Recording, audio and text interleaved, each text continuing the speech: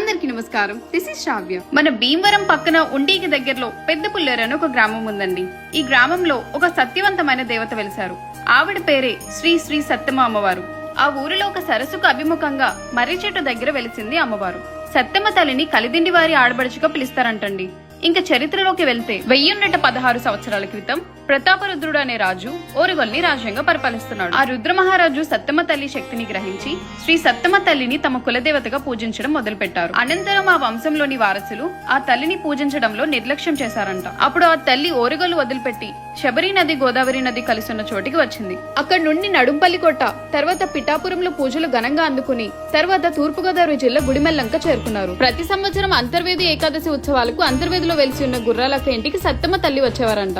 ఆ రథ ఉత్సవానికి మొగల్తూరు కోటను పరిపాలించే కలిదిండి వారు అంతర్వేదిలో రథాన్ని పూజలు చేసేవారు. ఆ రాజు భక్తికి మెచ్చి అమ్మవారు మొగల్తూరుకు వచ్చింది. అక్కడ పూజలు అందుకుని సత్యవంతమైన తల్లిగా పేరు పొందింది. అలా మొగల్తూరు నుండి పెద్ద పుల్లేరు వచ్చారంటండి. ఈ గ్రామంలో అందరూ చెప్పే మాట, అమ్మవారికి చలివిడి పానకాలు ప్రసాదించి కోరిన కోరికలన్నీ వెంటనే నెరవేరుతాయని ఇక్కడ ప్రజల విశ్వాసం.